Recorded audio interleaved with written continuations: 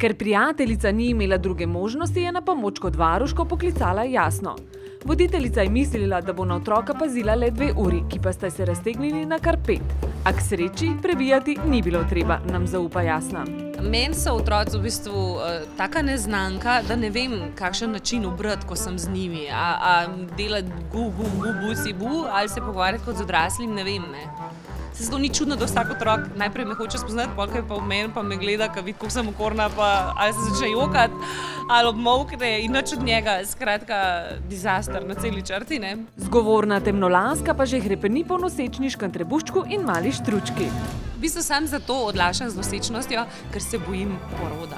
Sam to, od tistega dne, ko je to rojeno, ni ničesar strah.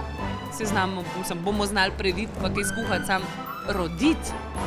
Alo, grem nekam, pa ga že kupam narejenega. Če se kaj prime, se pa prime, ne, pri 32 je že skoraj, da se mi zdi, ne. Če bi lahko izbirala, pa bi raje imela punčko. Ker tisti fantki, ki so taki vragi, ne. Da raj ne, raj punčko, ubogljivo, poslušno, tako kot jaz nisem bila. Izbira imena za svojega otroka ji tudi ne bo povzročala večjih preglavic. Glede na to, da sem jaz Jasna, moja mama Jolanda, babica Jožica, sami J-ji, ne, druga stara mama je bila Julijana, bi nadaljevala to tradicijo z J-ji, ne. Čeprav zdaj je bilo to na ključe, jaz bi pa to načrtno. Fantku bi dala pa ime ali po enemu staremu atu ali pa po drugemu. Ali bi bil Viktor ali bi bil pa Ilija. Tudi število naraščaja že ima določeno. Med 1,5, kar je tam nekje slovensko povprečje, do 2. To je to. Magar 2 naenkrat, da je gmah pol za do konca življenja. Ne.